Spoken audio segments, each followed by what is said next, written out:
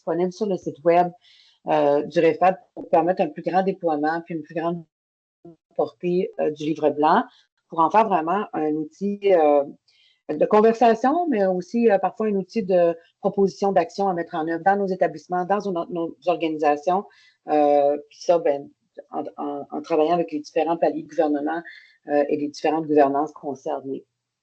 Il y a une période d'échange et de questions à la fin. Alors, Jean-Philippe va être avec nous juste à la fin de la rencontre et pourra répondre. Puis, il y a des gens du comité qui sont là aussi, puis qui pourront donner leur perspective et peut-être partager des éléments d'expérience. Je vous invite à le faire. Ça se veut une rencontre informelle, mais vraiment dans le but de présenter, puis de s'approprier un peu, puis de voir où est-ce que ça peut nous mener, cet outil de livre blanc. Donc, le REFAD, qui est un réseau pan-canadien que vous connaissez, on reconnaît qu'on est situé sur des territoires autochtones traditionnels non cédés par voie de traité et on veut saluer ceux et celles qui, depuis des temps immémoriaux, en ont été les gardiens. Nous exprimons notre respect pour la contribution des peuples autochtones à la culture des sociétés ici. On est très heureux de vous accueillir pour la présentation du livre blanc qu'on a intitulé « Cultiver l'inclusion, la diversité, l'équité et l'accessibilité dans la formation à distance ». Ce document est le fruit d'un travail collectif d'un groupe qui a été mis sur pied et qui répondait à un appel d'intérêt pan-canadien qui a été lancé en août 2025 par le REFAD. L'objectif était de rassembler des expertises variées issues de milieux de la formation à distance. 12 personnes ont été sélectionnées par un groupe du conseil d'administration afin de refléter la diversité des communautés francophones en situation minoritaire et pas toujours, donc du Québec. Alors, on voulait une expertise nationale, on voulait des réalités régionales et différents secteurs d'intervention. Les travaux du groupe IDEA se sont appuyés sur une démarche collaborative structurée combinant une première rencontre en présentiel au Grand Rassemblement l'année dernière et plusieurs rencontres en ligne. Les échanges ont permis de croiser les perspectives, d'identifier les enjeux clés et de formuler des recommandations. Le livre blanc met en lumière des enjeux fondamentaux auxquels on réfléchit peu collectivement, mais beaucoup lorsqu'on est confronté à différentes problématiques ou des enjeux qui sont spécifiques à des apprenants, apprenantes, étudiants qui ont des besoins qui ne sont malheureusement pas répondus de façon systémique.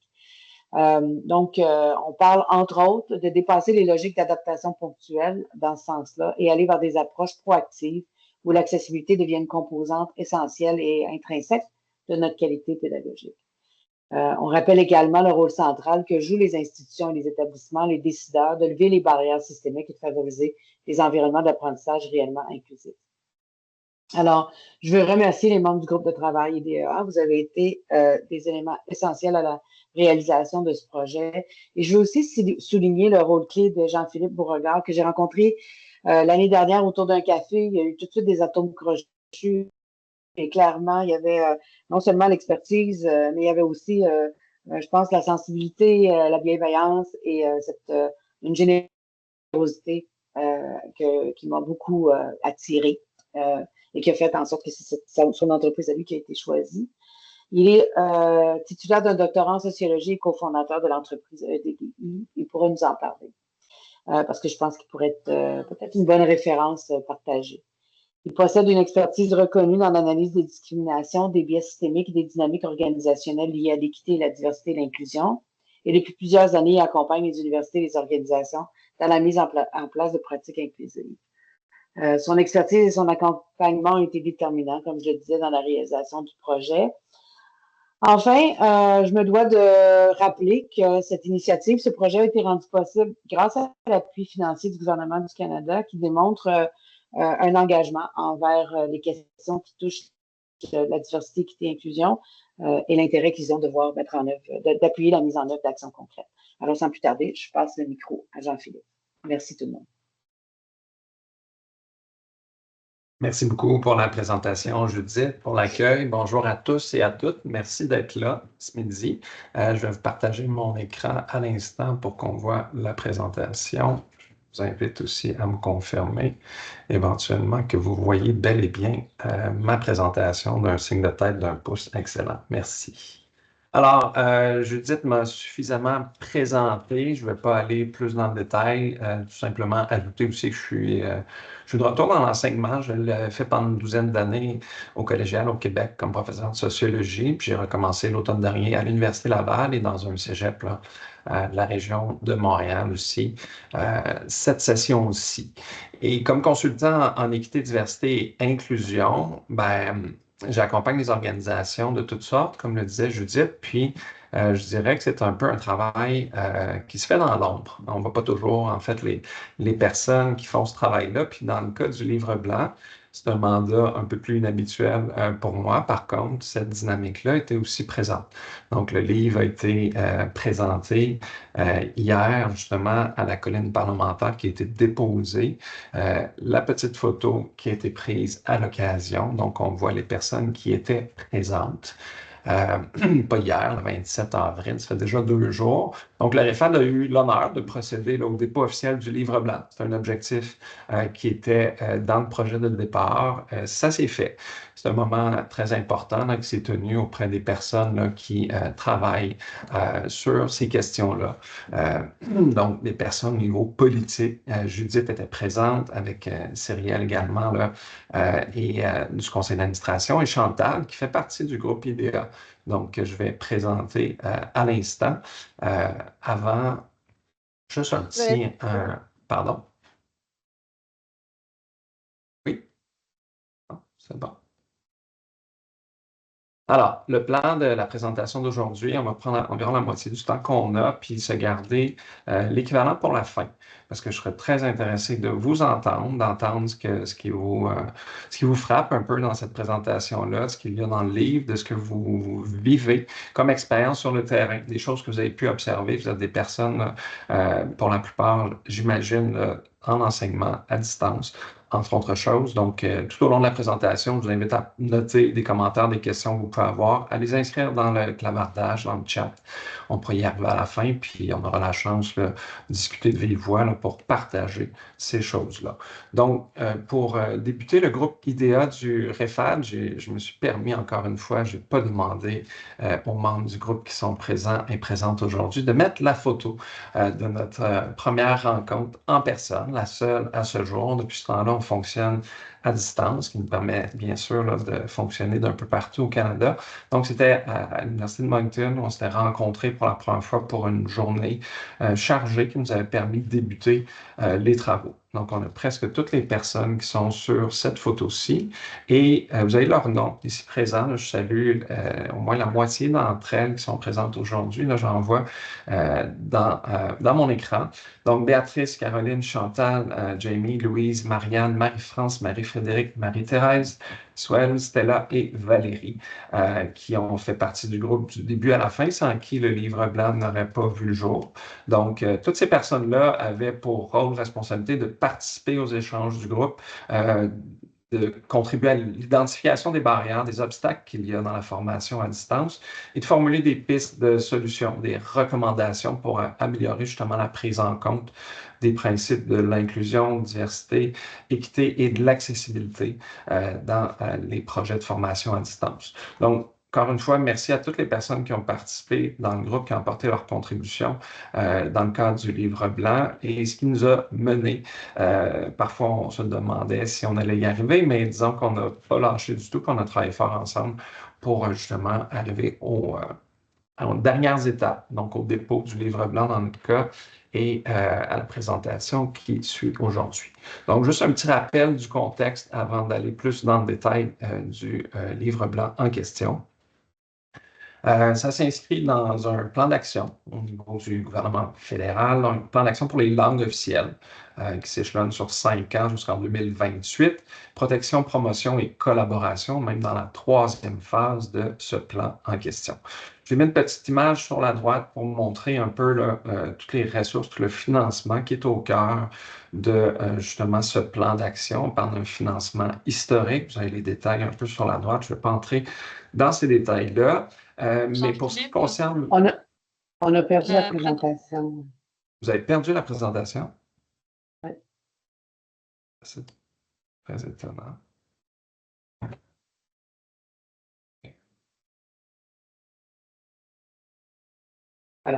C'est beau. Est-ce que vous l'avez? C'est bon?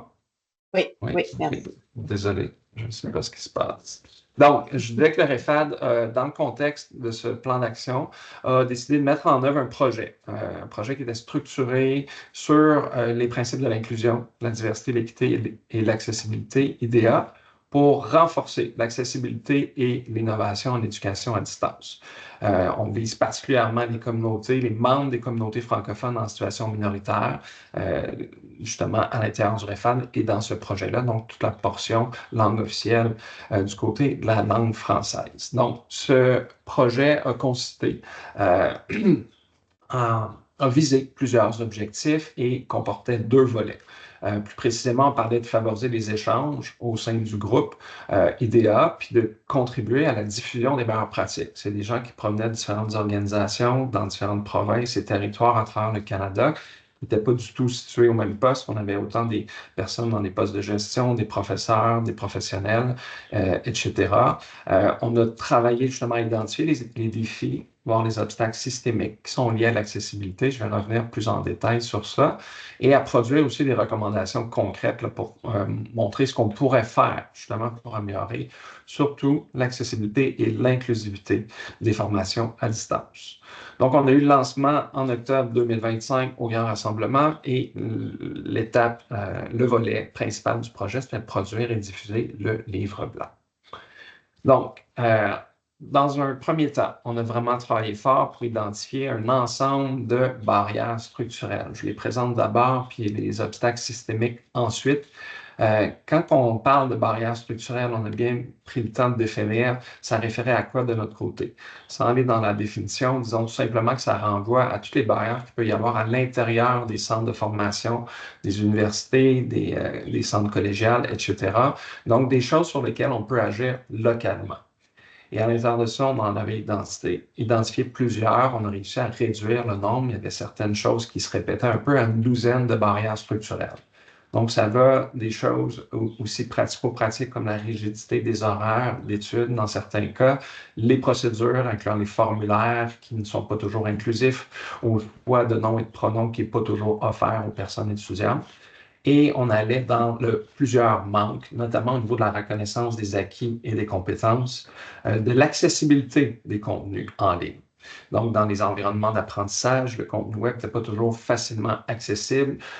On allait au-delà de ça aussi au niveau du design universel qui n'était pas toujours utilisé dans les formations à distance. Donc, on a identifié un ensemble de barrières qui portaient à la fois là, sur l'accès et sur le contenu en tant que tel des formations en ligne. Puis parmi les réflexions qu'on a eues par rapport à ça, une des choses très importantes aussi qui est ressortie, c'est la barrière numéro 6.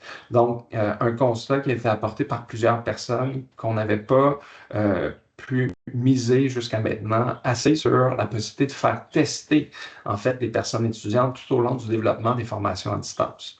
Donc, on manquait de données sur l'expérience vécue pour être en mesure d'améliorer les formations à distance. Donc, c'est des choses qui pouvaient arriver par la suite, mais tout au long du processus de conception, c'est une lacune qui avait été observée par rapport à ça.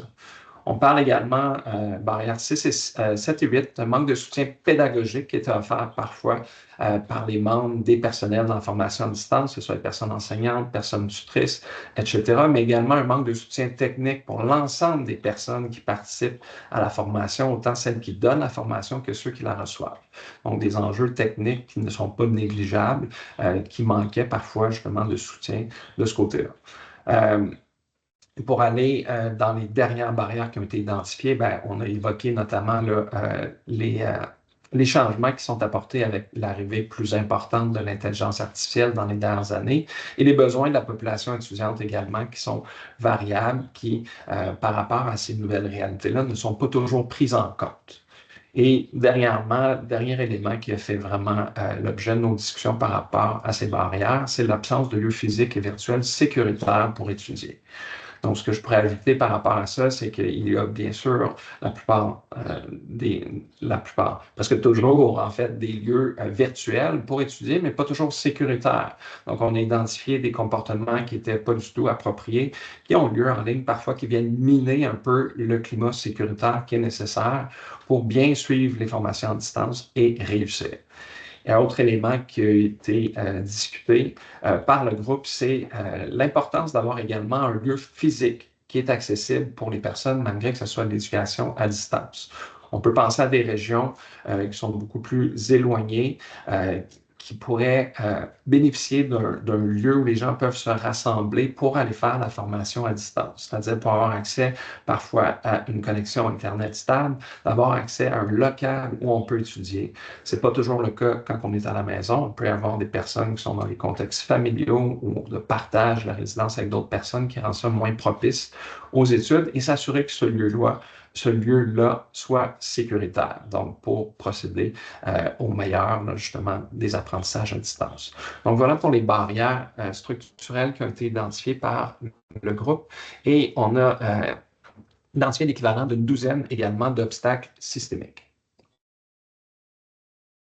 Donc, contrairement aux barrières, les obstacles systémiques pour nous représentaient ce qui se posait à l'extérieur des institutions. Donc, de manière un peu plus macro-sociologique, on parlait d'enjeux qui dépassaient les centres de formation qu'on retrouvait au sein de la société à la grandeur du Canada. Donc, on parle de choses qui peuvent poser des obstacles, qui ne sont pas toujours visibles, pas toujours faciles à identifier pour les personnes apprenantes, mais le premier, justement, la fracture numérique. C'est pas partout qu'on a accès avec autant de facilité à ce qui peut se passer en ligne.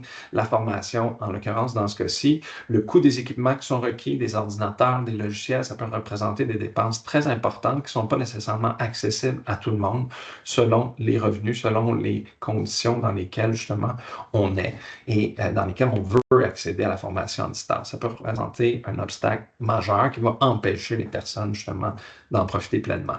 Donc, on parle aussi des coûts qui sont élevés, la conception de la formation à distance. On a tendance à dire des fois ou à penser que c'est moins cher que la formation en personne, mais au fur et à mesure qu'on évoquait cette réalité-là, on voit que c'est pas mal similaire. Donc, ça coûte quand même quelque chose d'assez important pour offrir cette formation-là.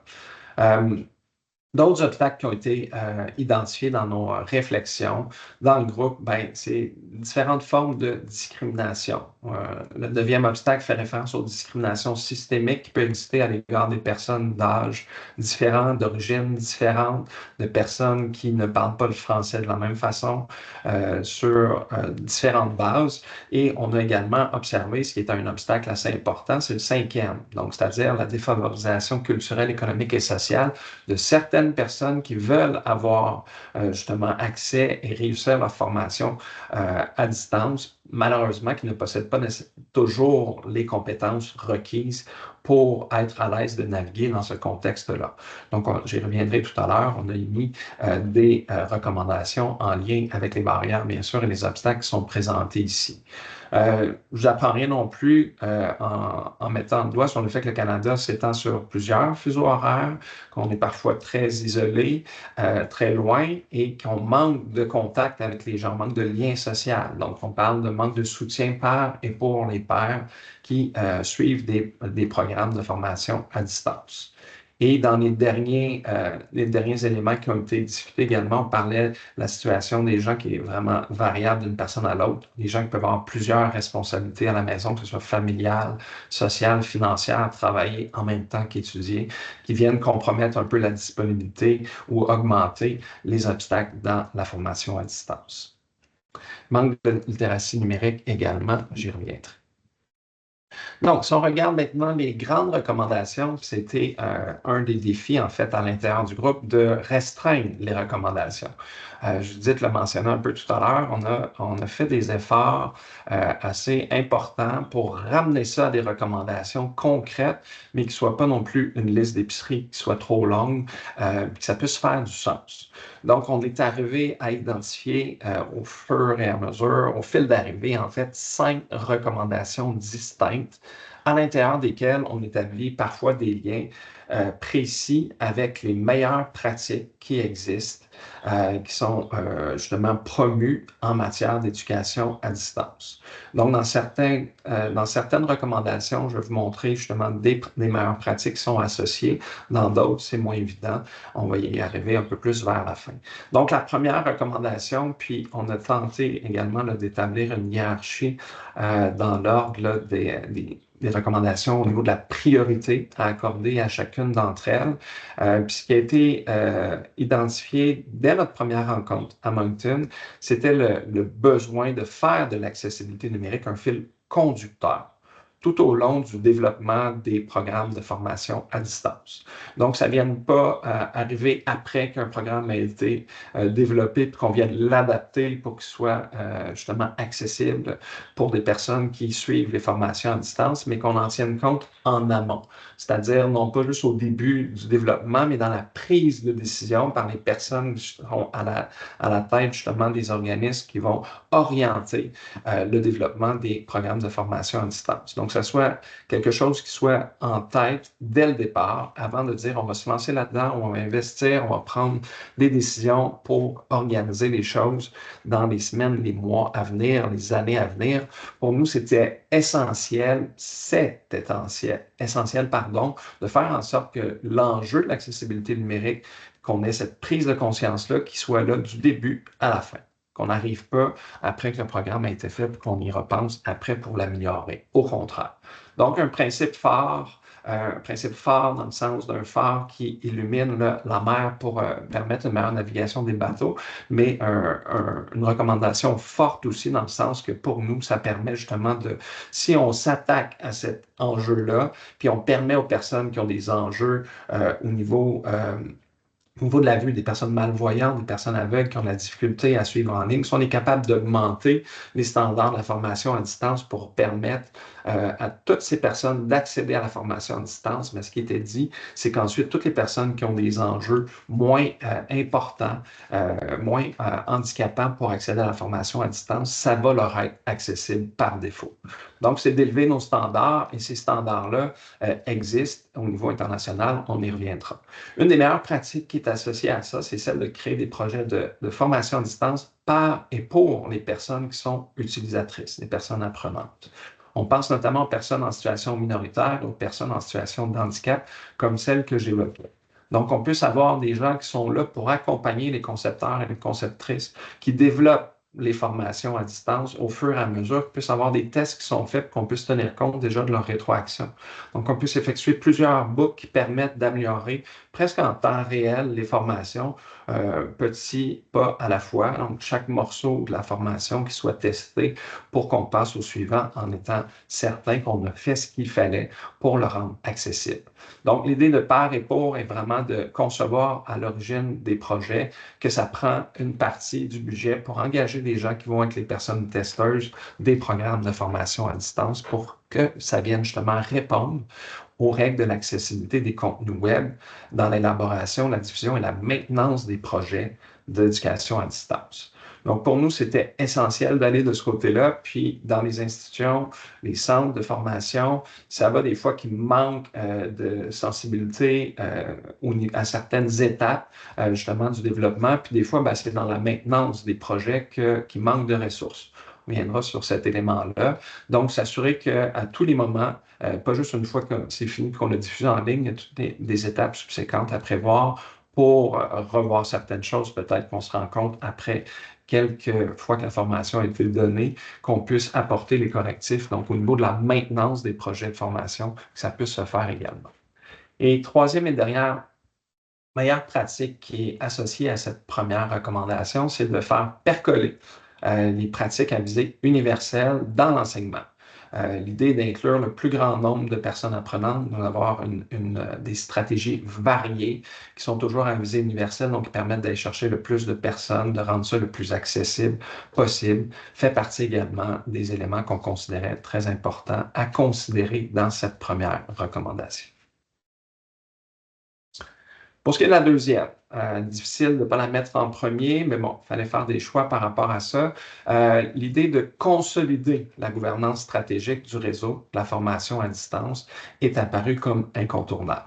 Donc, pour nous, on a justement mis l'accent sur une meilleure pratique qui est associée à ça. Avant de vous la présenter, quelques mots sur cette recommandation-là. Il existe une forme de gouvernance là, du réseau de la formation à distance. Le REFAD est un acteur important à l'intérieur de ça. Par contre, ce qu'on s'est rendu compte, c'est qu'on pouvait amener ça à un niveau supérieur pour qu'il y ait une meilleure portée des actions, des décisions qui sont prises à l'intérieur de cette gouvernance pour justement permettre différentes choses au sein des différents centres de formation qu'on retrouve partout au Canada.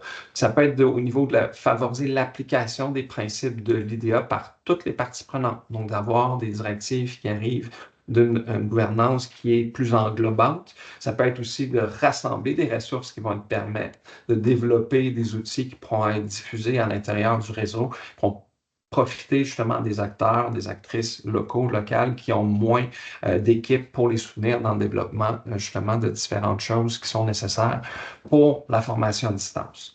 La meilleure pratique qu'on a justement identifiée en lien avec cette deuxième recommandation-là, c'est la nécessité de faciliter la collaboration entre les organisations et l'ensemble de leurs parties prenantes internes pour mieux intégrer les principes de l'IDEA dans la formation à distance. Donc, qu'il y ait des orientations qui soient données, qu'il y ait des collaborations qui soient mises en place, des partenariats.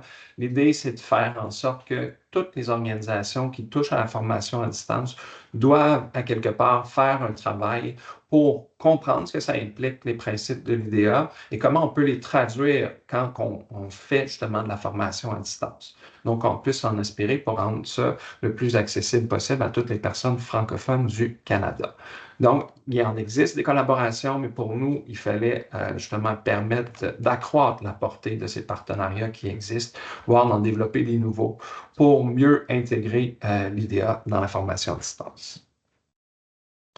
Ensuite, la troisième recommandation est la suivante. On a des meilleures pratiques qui sont associées également dans ce cas-ci. Donc, celle-ci apparaît comme étant un peu comme allant de soi, disons-le. On dit toujours ça, hein? On pourrait toujours mettre dans les recommandations, ça prend plus de ressources. Dans le cas de la formation à distance, toutes nos discussions nous ont amené à voir qu'il faut reconnaître les coûts qui sont associés à différentes choses qui sont peu développées au sein de la formation à distance ou qui gagneraient à l'être davantage. Je parlais des personnes testeuses tout à l'heure qui pourraient vraiment aider à différentes étapes du processus de développement à améliorer l'accessibilité, l'inclusivité, mais on peut penser au coût des équipements individuels qui, dans certains cas, sont au-delà des dépenses permises dans certains ménages. Donc, on peut penser à différentes choses. Puis je parlais des locaux tout à l'heure qui parfois sont manquants, qu'il serait intéressant de les avoir justement ou d'avoir un accès à d'autres, d'offrir un partenariat peut-être, puis d'avoir les frais qui sont associés à ça. Ils sont très présents. Donc, il y en a toutes les étapes de la formation à distance, des ressources qui sont nécessaires pour les organisations, vous le savez certainement, dans votre propre association. Donc, une des meilleures pratiques associées à ça, ça répond à ce qui était évoqué tout à l'heure, c'est d'offrir un environnement hybride.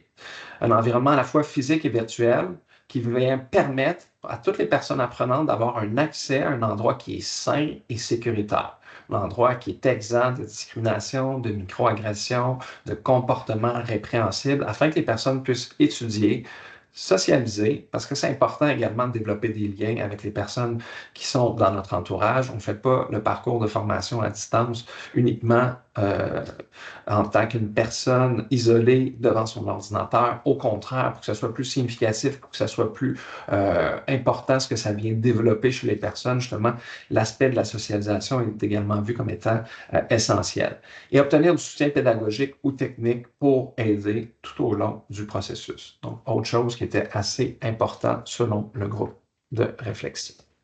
Et le deuxième meilleure pratique qui est associée à ça, dans un monde idéal, il faudrait fournir l'accès à Internet et à une bande passante qui est élevée partout au Canada. Même si on va proposer également de rendre du contenu, de la formation à distance qui soit accessible, même sans la connexion, une fois qu'il est téléchargé, qui n'est pas trop volumineux, ça reste que c'est un élément qui manque à certains égards, justement, d'avoir cet accès si important pour une formation qui se déroule essentiellement en ligne. Et au niveau des deux dernières recommandations qui ont fait l'objet de nos dernières réflexions à l'intérieur du groupe, ça porte sur la formation. à l'intérieur de la formation.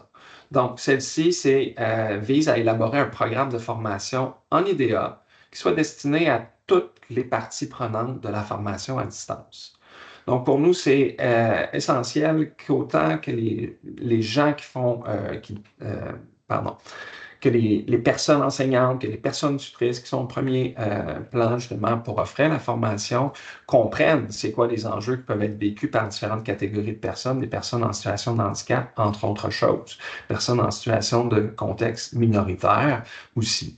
Mais c'est important également pour les personnes qui prennent les décisions, qui viennent agir en amont sur l'orientation des programmes, sur le financement des programmes, sur le fait qu'on est capable d'établir des partenariats avec d'autres personnes pour qu'ils comprennent bien ces personnes-là, ben, pourquoi on doit valoriser l'IDEA à l'intérieur de la formation à distance. C'est pas juste quelque chose qui est à la mode depuis plusieurs années dans le contexte qu'on a connu avec la COVID, entre autres, un virage qui a été forcé en quelque sorte, mais il y a vraiment des besoins qui sont là depuis très longtemps, justement, qui sont à l'intérieur de certains groupes qu'il faut adresser, pour utiliser un anglicisme, qu'il faut vraiment faire des choses précises par rapport à ça.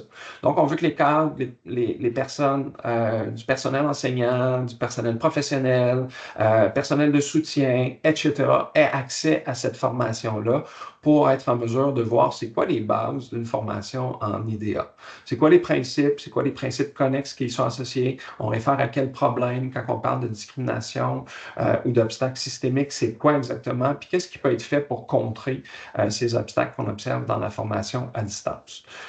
Et dans ce programme-là, ce qui était justement imaginé, c'est qu'on mette l'accent sur les personnes qui sont appelées à prendre des décisions majeures. Les personnes qui viennent autoriser ou pas la création des programmes, qui viennent autoriser le financement, ben c'est sûr que ça part de là. Si on n'a pas cette prise de conscience au départ, ben c'est difficile après que ça suive tout au long du processus là, de formation à distance.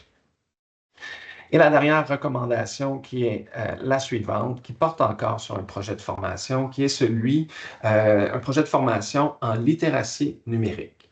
Donc, on peut avoir cette idée-là que tous les jeunes d'aujourd'hui sont à l'aise avec les outils numériques, avec l'apprentissage en ligne, que ça a bien communiqué, que ça a bien fonctionné. C'est une chose, on se rend compte, c'est pas très long quand on est confronté à la réalité que c'est pas généralisable, qu'il y en a qui ont beaucoup plus de facilité, d'autres qui ont justement plusieurs difficultés encore, même si on pense que ça devrait être plus naturel, en quelque sorte, d'avoir ces compétences-là. Et on peut penser également aux personnes qui suivent des formations à distance qui sont plus âgées, qui ne sont pas nées dans cette génération-là, qu'on dit qu'ils sont nés avec un ordinateur ou une tablette dans les mains. Donc, ce programme-là viserait à offrir un supplément, à offrir quelque chose qui permet de développer les compétences numériques de base par les personnes usagères.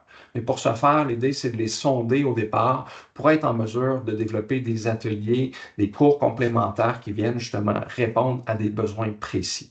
Donc, il y a vraiment un travail de sondage, si on veut, à faire de ce côté-là. Et ça répond à ce qui était exprimé tout à l'heure dans les barrières et les obstacles. Ça va viser particulièrement les personnes apprenantes qui sont les plus défavorisées sur les plans social, culturel, économique, par une activité d'auto-évaluation qui puisse aider à identifier c'est quoi les besoins et qu'on puisse y répondre. Et là, si on remonte aux recommandations précédentes, si on peut avoir une gouvernance stratégique qui permet de développer des projets comme celui-là de formation, que ce soit en IDEA ou en matière de littératie numérique, qui peuvent être diffusés après dans les différents centres et institutions d'enseignement à distance, mais avec plus de ressources, mais on peut mieux répondre justement à ces personnes-là qui vont pouvoir non seulement mieux accéder, mieux réussir et développer des compétences numériques par la bande qui sont essentielles à la réussite dans la formation à distance. Donc, je vois qu'il nous reste environ une vingtaine de minutes, puis je vais terminer sur cette citation-là avant de vous amener à partager des choses qui vous viennent en tête, à entendre ce que je présentais, des expériences que vous avez, des questionnements, etc., voir des bonnes pratiques que vous avez dans votre organisation. Donc, la citation est la suivante. L'accès à la FAD est important pour tous les membres des communautés francophones en situation minoritaire. Or, cet accès est d'autant plus fondamental lorsque les seules options de formation sont à distance. Offrir des programmes en français accessibles et inclusifs, c'est permettre de renforcer le sentiment d'appartenance des individus les plus marginalisés au Canada, notamment les personnes en situation de handicap et les personnes autochtones qui sont davantage francophiles. Donc, voilà pour conclure. Pour nous, c'est important de mettre le doigt sur, au-delà de réussir, en fait, une formation, d'y accéder puis de réussir une formation à distance, tout ce qui est là, en lien avec ça, c'est le sentiment d'appartenance. Des gens qui sont dans des communautés en situation minoritaire un peu partout à travers le Canada. C'est une belle occasion, justement, d'accroître, de permettre de développer ce sentiment-là en ayant accès à ces activités de formation et en pouvant également socialiser avec les personnes qui font la même chose. Donc voilà, je m'arrêterai là pour l'instant. Ce serait vraiment l'occasion à vous d'intervenir. Puis j'appelle également les personnes là, qui ont fait partie des travaux du groupe IDEA à partager leur point de vue, à ajouter des choses que je n'ai pas couvertes. Bien sûr, là, c'est quelque chose de très synthétique, mais c'est bienvenu également dans le chat ou également de vive voix. À vous la parole.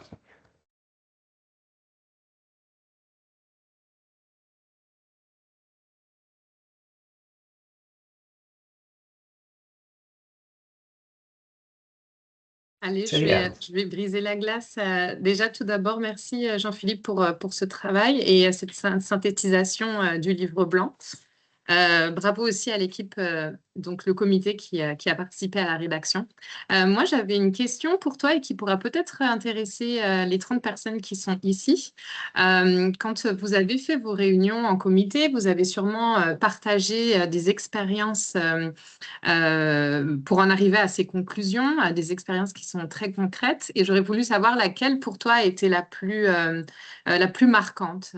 Donc une expérience qui a été partagée ou quelque chose qui a été dit entre vous et qui a été le plus parlant sur ce que vivent les communautés et surtout les communautés francophones aujourd'hui et celles qui ont besoin d'accessibilité. Merci beaucoup pour la question, Cyrielle. Oui. Quelque chose, Jean-Philippe, veux-tu arrêter de partager ton écran comme ça? Oui, bien sûr, bien sûr. Oui, on va se voir, tout à fait. Oui, merci pour la question, Cyrielle. En fait, j'ai de la difficulté à en voir une, à voir la plus marquante, là. On a tellement eu d'échanges autour de la table. C'est sûr que pour moi, de penser, d'entendre des histoires de personnes qui suivaient de la formation à distance à partir de leur domicile avec une connexion Internet qui n'était pas à la hauteur des attentes, sans la possibilité d'avoir des gens dans leur entourage avec qui socialiser puis créer un lien pour développer le sentiment d'appartenance là, un peu plus dans leur communauté. Pour moi, ça faisait beaucoup justement, je trouvais que c'était quelque chose qui était marquant. Puis l'autre élément qui me vient en tête, en fait, c'est ce qui était amené, puis c'était là certainement la chance d'en parler davantage, de considérer des personnes les plus dans le besoin par ce qu'on offre dans la formation à distance, les personnes qui ont des enjeux au niveau de l'accessibilité, au niveau numérique. Donc, pour moi, ça, c'est quelque chose également qui est très fort de ce côté-là. Je t'invite, Stella, justement, à poursuivre avec une autre intervention peut-être que tu avais en tête.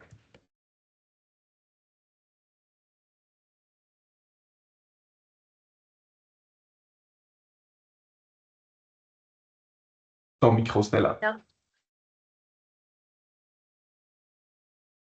Donc, bonjour tout le monde. Mon nom c'est Stella Cardoso du Cégep à distance. Un point que je trouvais intéressant parce que je suis allée voir les statistiques afin de contribuer dans les livres blancs. Une chose que je trouvais intéressant, c'est que d'après Statistique Canada, il y a 27% des Canadiens qui ont au moins un handicap. C'est assez haut, puis les statistiques montent des années en année. Une autre chose que je trouvais intéressant aussi, d'après les statistiques aussi, si on considère l'accessibilité au début du projet, le budget il peut augmenter 5%, mais si on le considère après, ça va augmenter minimum 20%, c'est de 20% et plus. Donc, de là l'avantage de commencer le projet en ayant l'accessibilité en tête. Une question que j'avais, c'était que, bon, moi, je trouvais super intéressant de déposer les livres blancs à la colline parlementaire. Et j'aimerais, je ne sais pas si c'est possible, de pouvoir avoir une suite.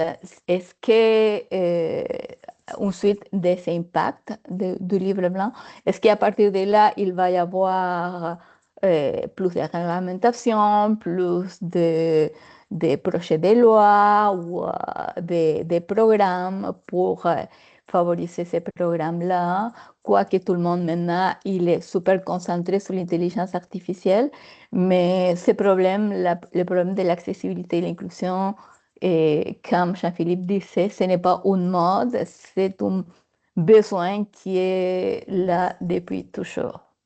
Et voilà. Merci beaucoup. Ton intervention, c'était là. Judith, oui.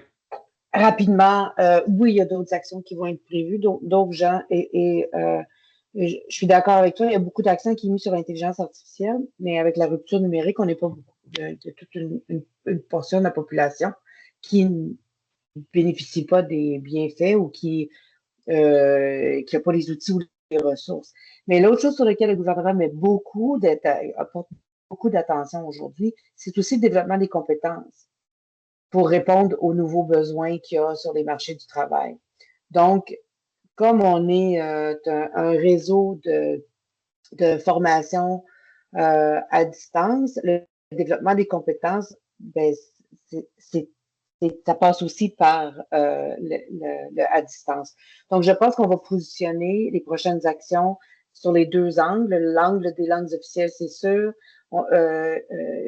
Guillaume, voyons, je trouve ça. Guillaume Desforges-Thibault, le député qu'on a rencontré, qui est aussi président du caucus parlementaire sur les langues officielles, a aussi le dossier de la ruralité. Donc ça, c'est un élément, c'est un enjeu au niveau de l'accès. Puis ensuite, quand on parle de développement des compétences, bien là, à ce moment-là, il faut que ça soit accessible à tous et non pas à certains. Beaucoup d'investissements ont été faits dans les dernières années dans le développement des compétences, mais surtout en anglais. Donc, on a besoin de soutenir un plaidoyer qui fait voir la francophonie comme ayant des besoins, mais comme aussi étant une population qui a droit aussi au développement, aux bonnes structures et outils pour développer ses compétences. Ok. Donc, c'est pas fini. C'est pas fini. C'était pas un geste, ouais. Parfait.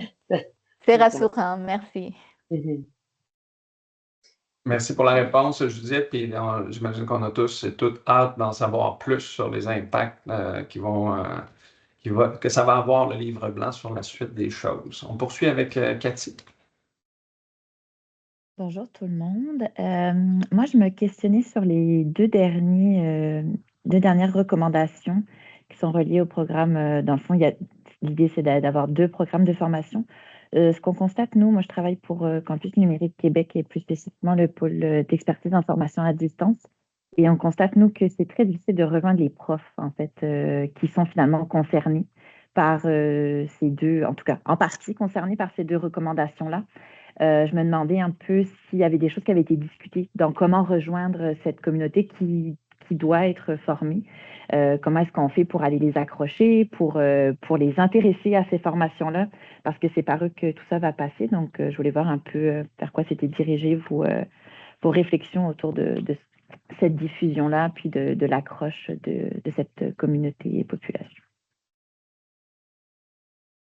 Merci beaucoup pour la question, Cathy. Est-ce qu'il y a des personnes qui aimeraient répondre à cette question-là? Sinon, bien sûr, je vais proposer mes réflexions par rapport à ça. D'autres personnes qui ont fait partie du groupe, qui en font encore partie aujourd'hui. Des éléments de réponse par rapport à ça? Qu'est-ce qu'on fait pour attirer les profs ou les inciter à suivre les formations qui touchent à l'IDA? Qu'est-ce qu'on peut bien faire? Pas d'autres personnes. Bon. Mais Cathy, moi, la première chose qui me vient en tête, puis en toute transparence aussi, je dois dire qu'on ne s'est pas penché sur comment on fera après qu'on aura ce programme-là. Pour nous, l'important, c'était de nommer puis de dire ce serait tellement pertinent et utile d'avoir ce programme-là pour aller former, conscientiser un peu tout le monde par rapport à ces enjeux-là. Moi, la première chose qui me vient en tête, puis tu parles des professeurs, puis moi, je suis un formateur en IDEA, puis c'est toujours un peu le même enjeu qu'on a dans différentes organisations, que ce soit en enseignement ou pas, c'est d'aller former les cadres, d'aller former les décideurs et les décideuses, puis les amener à ces formations-là pour qu'ils donnent justement, qui donne la voie à suivre, hein, qui montre à quel point c'est important. Puis ça, c'est un enjeu qui revient constamment. Si on a de la difficulté à aller chercher les personnes qui représentent les organisations, qui disent à quel point c'est important l'IDEA dans leur organisation, mais qui ne participent pas à ces formations-là, ben, c'est sûr que c'est très difficile après ça d'inviter les gens à participer, que ce soit les professeurs, que ce soit les personnes justement qui travaillent au niveau du soutien pédagogique, les personnes tutrices, etc. Donc pour moi, ce qui était vraiment important dans le livre blanc, c'est qu'on mentionne, puis je le disais tout à l'heure, c'est de mettre l'accent sur les décideurs et les décideuses qui doivent comprendre pourquoi on fait ça et pourquoi c'est important d'aller rejoindre toutes les personnes à l'intérieur de la formation à distance. Donc voilà ce que j'offrirais comme réponse pour débuter, puis peut-être que Jamie voudra ajouter quelque chose à ce sujet. Oui, merci. Tu as dit un peu ce que je voulais dire, mais j'ajouterais juste que, tu sais, surtout de commencer par la sensibilisation avant la formation, je pense que c'est important, puis juste de trouver les champions qui vont partager puis encourager leurs pairs. Je pense que c'est super important d'avoir comme trouver les champions dans chaque faculté qui vont vraiment inciter puis aider à embarquer les autres. Merci beaucoup, Jamie. Stella?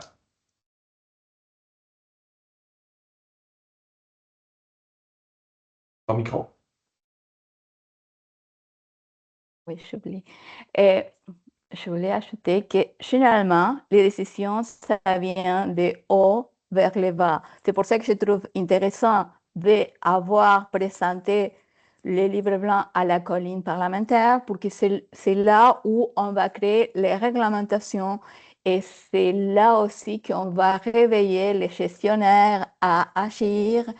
Parce que s'il n'y a pas de conséquences, puis tout le monde, il est en surcharge de travail, mais ça ne va rien se passer. Un peu bien diffuser tous les bienfaits d'avoir un monde inclusif et accessible, mais s'il n'y a pas d'obligation, s'il n'y a pas de conséquences, s'il n'y a pas des amendes, je pense que ça va être difficile faire avoir des actions dans la société.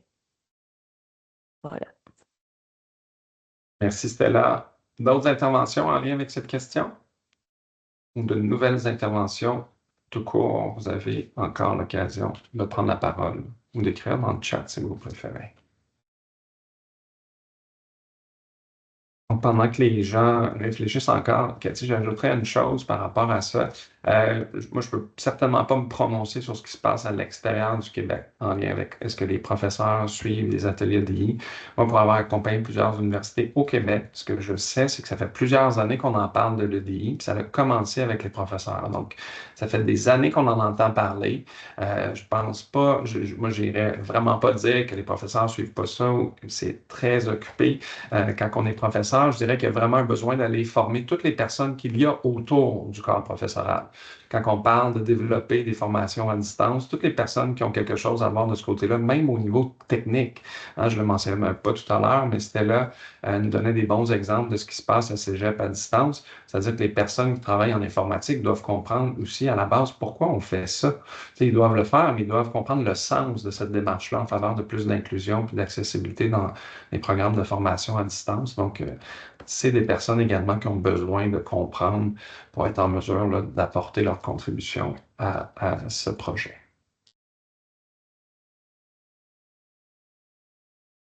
Donc, oui, Caroline. Oui, ben, je voulais peut-être partager juste quelques quelques approches qu'on a à l'UQAT là, qui vont dans le sens, ou en tout cas que ça m'inspire qu'on pourrait aller dans le sens du livre blanc. Là. Déjà, côté formation des personnes étudiantes, on a commencé à diffuser assez récemment là, une formation qu'on appelle Étudier à l'UQAT 101, puis qui au départ se destinait spécialement aux personnes étudiantes à distance, parce qu'on constatait qu'il y avait des hauts taux d'abandon, puis que les profils, en fait, c'était souvent des gens qui n'étaient pas nécessairement habitués justement avec les outils numériques, puis avec d'autres éléments. Ça ne touchait pas que la littératie numérique, là, mais clairement, la question de la littératie numérique est assez centrale dans cette formation-là. Comment on utilise l'environnement de formation Moodle pour les différents travaux, la consultation des contenus, etc. Fait que ça, c'est quelque chose qu'on est en train de développer. Comme je disais au départ, c'était ciblé pour quelques programmes à distance, puis on est en train de l'étendre. Puis une chose que je trouve intéressante, c'est que nous, tous les cours qui sont à distance asynchrone passent par une équipe, évidemment, de techniciens en production numérique, avec tout un accompagnement pédagogique aussi qui est formalisé. Il y a vraiment une session. Ils ont en fait l'équivalent d'une charge de cours juste pour préparer le cours, puis une charge de cours pour faire les tournages, participer au montage, etc. Fait que, tu sais, dans cet accompagnement-là, je pense que ça peut être super pertinent d'intégrer ces notions-là d'IDEA. Puis peut-être de façon plus systématique là, que ce qu'on le fait jusqu'à présent. Fait qu'en tout cas, c'est des éléments que je vais ramener à mon équipe, assurément. Puis, un dernier point aussi, ça me faisait penser que si on veut que ce soit pensé dès le départ de la conception du programme, bien, dans l'accompagnement aussi de la création puis de la révision des programmes qu'on fait en approche programme, de penser à cet élément-là quand c'est des formations qui sont à distance, ça va être très pertinent. Merci beaucoup, Caroline. Je pense que ça touche plusieurs éléments qu'on a discutés. Puis moi, quand j'entends que vous avez une charge de cours pour préparer, la charge de cours pour le donner, puis une autre après, ben, on voit un peu qu'il n'y a pas les mêmes ressources partout. Hein. Des fois, de développer une charge de cours dans une université, il n'y a même pas d'heures qui sont payées pour développer le contenu du cours, point. On ne parle même pas d'accessibilité. Donc, je pense que c'est très intéressant de voir à quoi pourraient servir les ressources dont on demande qu'il y ait une meilleure allocation, une plus grande allocation de ressources pour répondre à tous les besoins. Une autre intervention, une autre question, partage d'expérience que vous avez justement une initiative locale, bien sûr, si c'est possible. Encore quelques minutes. Oui, c'était là. Est-ce qu'on va y avoir la version finale du livre blanc? OK. Absolument. OK. Élodie, tu veux peut-être répondre avec ton micro. J'attendais le bon moment pour l'envoyer. Je peux le faire. OK. Merci. Demandez, vous Et il sera disponible recevrez. sur le site. Et il sera disponible sur le site web, n'est-ce pas? Oui. Merci. On a également Biraem qui va s'intervenir.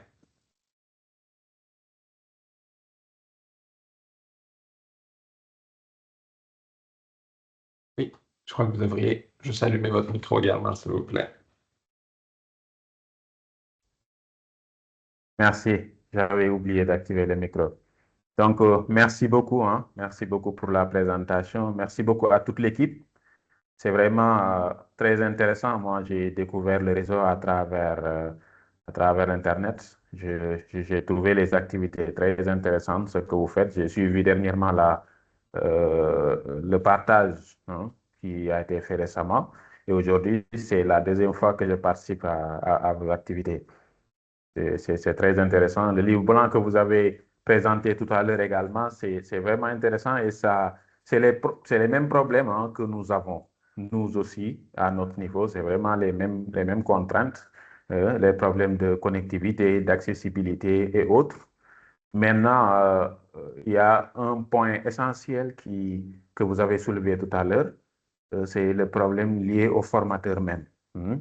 Aujourd'hui, les formateurs sont très surchargés en quelque sorte et beaucoup ne veulent pas s'engager sur la création des contenus.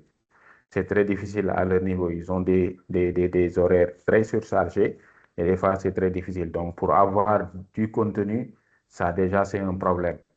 Maintenant, bon, nous récemment, ce que j'ai pu initier, j'ai demandé à quiconque souhaite présenter ou faire du contenu, j'ai initié des formations à leur endroit pour qu'ils montrent la voie, en quelque sorte, qu'ils montrent la voie. Maintenant, les autres, quand ils verront l'importance de ce que nous faisons, ils viendront d'eux-mêmes.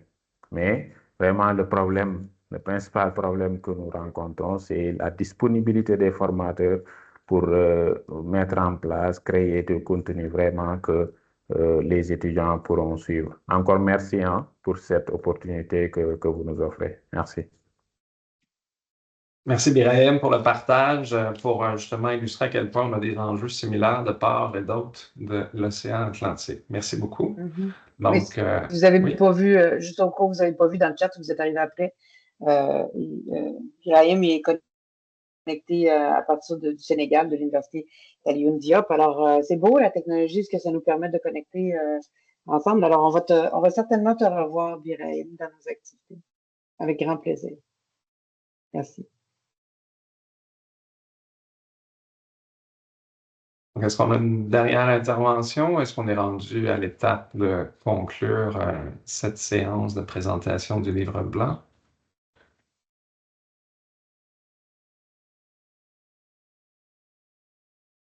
Je pense que tu as fait ça dans les temps, Jean-Philippe. C'est bon. As-tu un mot de la fin, toi? Ben, le mot de la fin, moi, je dirais merci à tout le monde d'avoir été là puis d'avoir assisté à ça, d'avoir partagé aussi là, ce qui faisait du sens pour vous. Puis moi, ben, je pense que c'est juste une étape parmi d'autres. C'est la fin d'un projet, mais c'est le début de plusieurs autres qui s'en viennent. Donc, j'invite tout le monde à continuer à rester à l'affût comme Birahim à partir du Sénégal ou d'ailleurs au Canada, ailleurs dans le monde. Plusieurs choses vont venir, je crois, puis le grand rassemblement à l'automne, entre autres choses. Donc, merci à tous et à toutes, puis je cède la parole à Judith. Merci, Jean-Philippe. Stella, est-ce que tu veux dire un petit mot avant que je... Ah, ton micro. Ton micro. Je viens de voir la version finale du livre blanc et c'est très beau. Bravo pour le travail final, parce que nous n'avons pas vu la version finale et c'est super beau. C'est ça. Merci beaucoup. Oui, Puis je pourrais te dire que vous ne l'avez pas vu parce qu'il est chaud. Il est chaud. On devrait ajouter aussi que ça a été déposé à la colline parlementaire pour lui donner plus de poids aux décideurs. C'est une bonne idée. Merci beaucoup. Merci, Stella. Merci tout le monde. Pour les prochaines étapes, je peux vous dire qu'il y aura un atelier. Jean-Philippe va être avec nous lors du grand rassemblement parce que c'est une démarche qui se poursuit. Ça ne finit pas là. En fait, là, il est lancé maintenant, le projet et les conversations. On vous souhaite que ça vous serve, cet outil. Et l'intention de départ, c'était de se donner un outil qui allait nous permettre d'enclencher des conversations avec les décideurs à l'intérieur de nos établissements, dans les différents paliers gouvernementaux avec qui on transige, avec nos partenaires, pour que ça devienne un enjeu qui est partagé par l'ensemble, puis qu'on fasse de la recherche de solutions ensemble sur comment on arrive à répondre aux besoins du plus grand nombre de personnes possible quand on parle de formation à distance. Il y aura aussi au courant de l'année, dans la programmation, pour les membres, bien entendu, du REFAD, il y aura des ateliers spécifiquement avec cette dimension-là pour aller chercher les meilleures pratiques qu'on a répertoriées, faire des partages de ces meilleures pratiques-là et voir comment on peut déjà commencer à s'outiller collectivement. En attendant que le politique suive, le politique suit toujours le terrain, c'est pas le contraire. Donc, en attendant que le politique suive, le terrain va s'activer et influencer le politique. Moi, c'est ça ma vision là-dessus. Donc, ce n'est pas terminé. Donc, restez au courant des différents éléments qui s'en viennent. Là, on va peut-être vous laisser un petit peu plus tranquille pour les prochains mois, mais il y aura aussi des appels d'offres qui vont être lancés, des appels de propositions qui vont être lancés pour les ateliers et les différentes interventions lors du grand rassemblement. Alors, sur ce, je vous souhaite une bonne fin de journée, une bonne fin de semaine et un bel été. Puis on se revoit peut-être au courant de l'été encore. OK. Bye tout le monde. Merci tout le monde. Au revoir. Au revoir.